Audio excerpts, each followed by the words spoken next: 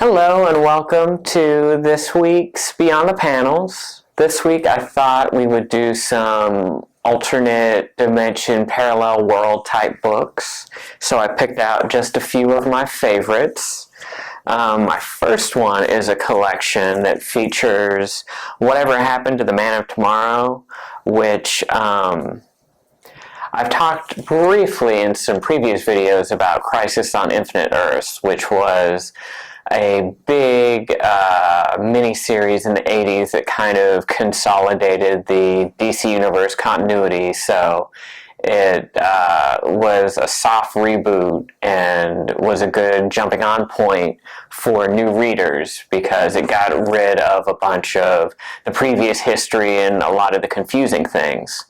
But this is the very last pre-Crisis Superman story. So it's sort of like a story that didn't really happen after the fact because it was retconned. But it is the very last Superman story, and it's written by Alan Moore, who we've talked about before, that did Watchmen, League of Extraordinary Gentlemen. His stuff is usually pretty bleak, and this is a pretty bleak story with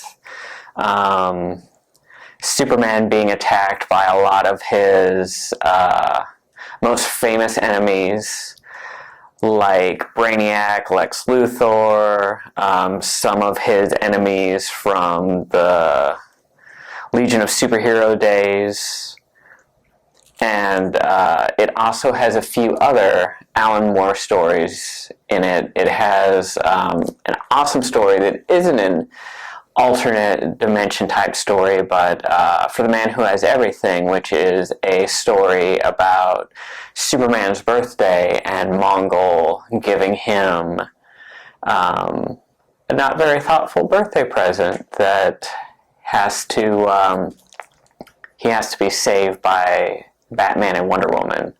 And there's also a really cool Swamp Thing story in here as well. My next one is Pax Romana by Jonathan Hickman. Jonathan Hickman is a much more familiar mainstream name nowadays. He does a lot with Marvel, wrote for the Avengers, Fantastic Four, a bunch of other things. But he started out at Image, and this one is actually sort of an alternate history time travel story where in the future the Catholic Church procures a time machine and sends soldiers back through time to the Holy Roman Empire to extend it into the future. So it's a really interesting sort of sci-fi, liturgical, militant take, and the art is pretty interesting. And it also has little, like, script snippets and things like that. But it's definitely a pretty trippy read. My next one is Gitzero, and this one is actually written by the late Anthony Bourdain. He actually wrote several comics. Two of them features the sushi chef Jiro. The third one is actually a horror anthology called Hungry Ghosts. But this is an alternate timeline where society has flourished around cooking, and cooks kind of rule the world. And this chef is kind of renowned for his skills, and so the two warring factions of fooddom are after him. There's like the sort of hippie, locally sourced, cruelty-free vegan chefs, and then there's like the big business chefs. And so it's sort of a sci-fi crime noir action series that's really interesting.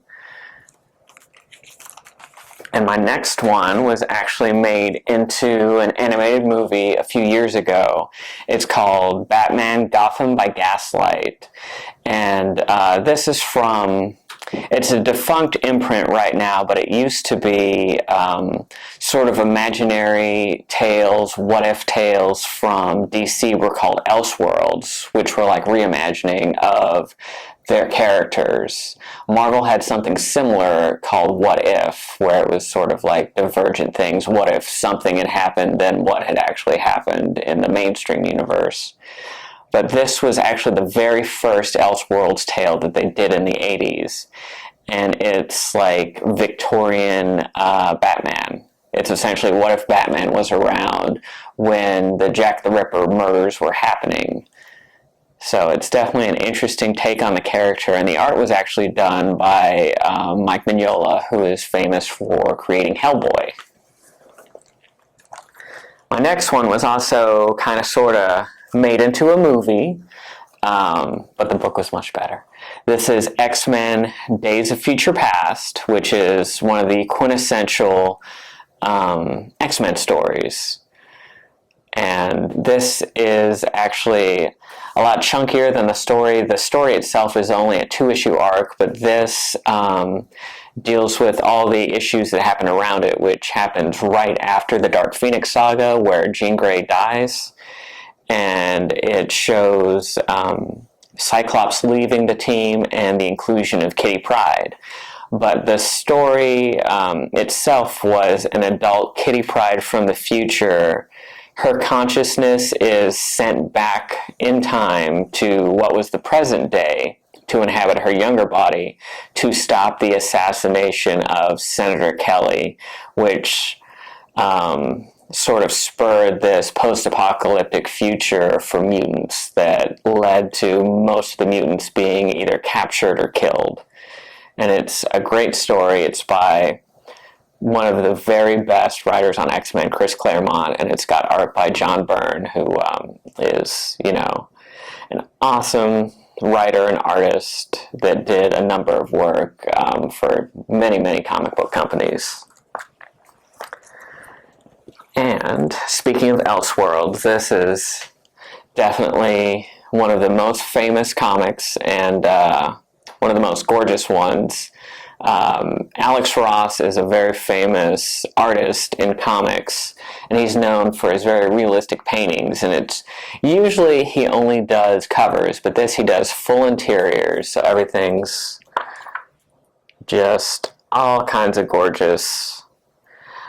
But this is an Elseworlds tale that takes place in the future, where most all the heroes that we're used to have retired.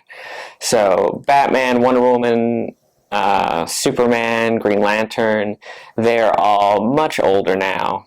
Batman isn't retired, he just hangs out in the Batcave and sends robots out in his stead. The Flash is now pure energy and never stops moving.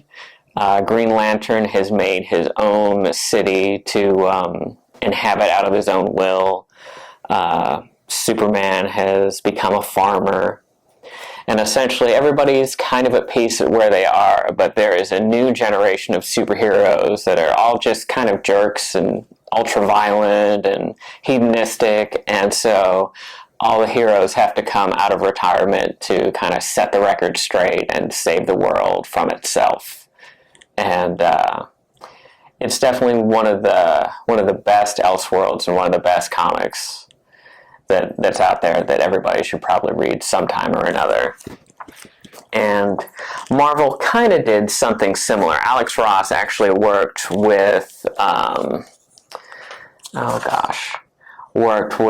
Jim Krueger for the concept of this, but this was essentially Marvel's answer to Kingdom Come, where it's a much bleaker, farther in the future series where a lot of the heroes we're used to have retired or disappeared.